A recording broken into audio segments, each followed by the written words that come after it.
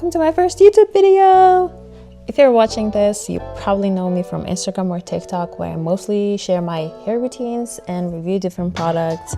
But here I want to show things a little differently, more in detail and a bit beyond just hair.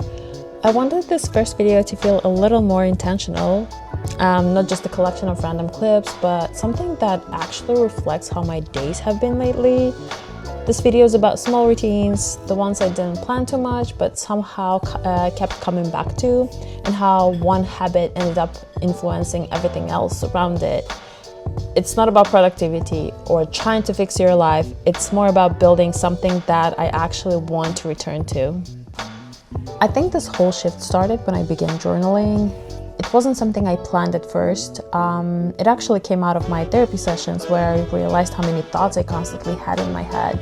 Things I needed to do, things I was overthinking, some ideas, plans, all kind of mixed together. And writing things down helped.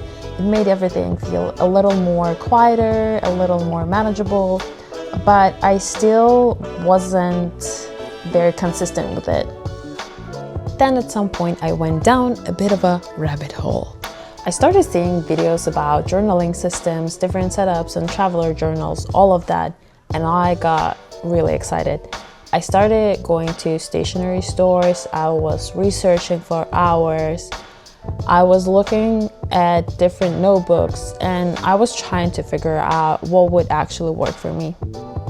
Eventually, I ended up ordering mine from a small Etsy shop. I didn't want any complicated system, just one large notebook as more of a personal diary and a smaller one just for everyday tasks.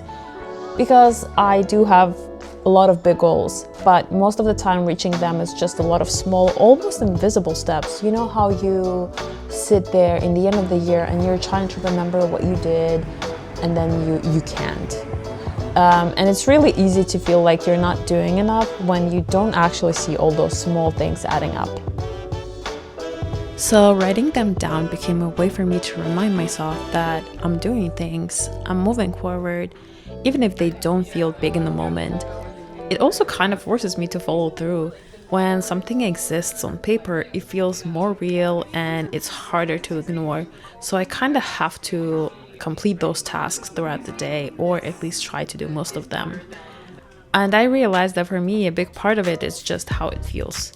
Making my journal look nice, choosing something I enjoy using, it makes me actually want to come back to it. It makes me put my phone away and just sit with it for a bit. I take my journals everywhere I go to. I don't need them all the time, but it's also a nice accessory now. And once I had that one thing I was consistent with, which is hair care, it kind of made me think, what if I try to be consistent with something else?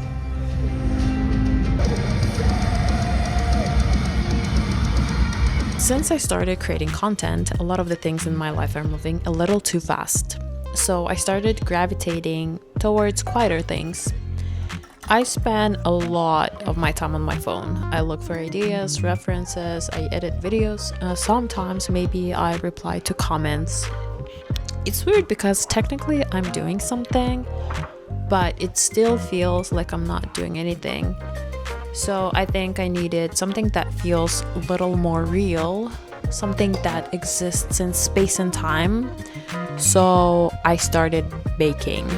As any self-respected millennial, I think I needed a new hobby besides hair care and besides journaling. Last year I went to concert at Madison Square Garden, where for the first time in my life I tried pretzel, and since then I have hyperfixation. Every Sunday you can catch me in the kitchen baking a new fresh batch of pretzels for my morning breakfasts. I also started working out more regularly, nothing intense, just a few times a week from home. None of those things are big on their own, but together they kind of shape the day and make it feel more steady without forcing it. You see, hair care pushed me to do other things. What a nice routine.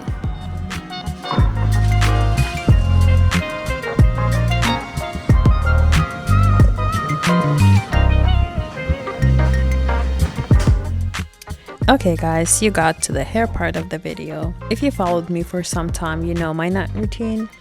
If you got here because gods of YouTube pushed this through recommendations, you're going to learn something amazing today. The first step is Kerstas Genesis serum that I showed many times.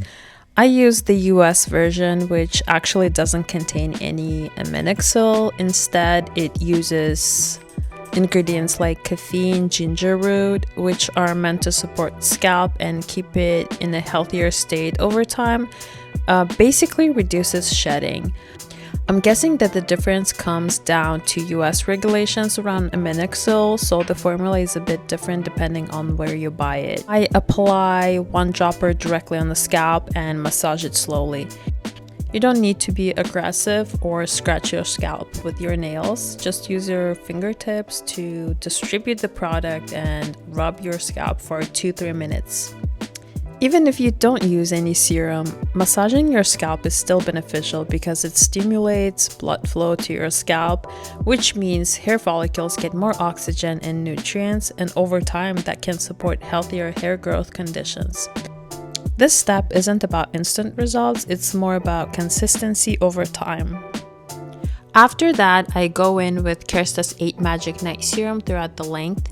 Most of the time I try to avoid protein products. They just sit on top of my low porosity hair, making it stiff and sticky.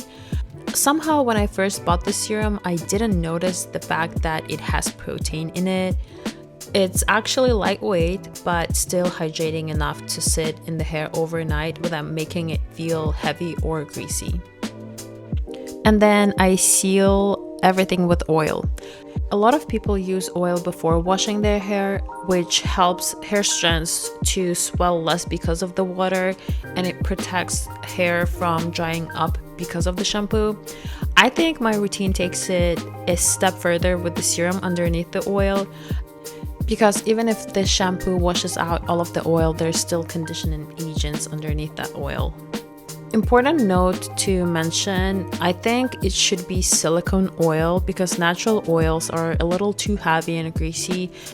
You will probably end up using more shampoo to wash it out, so it kind of cancels the whole idea of pre-oiling your hair.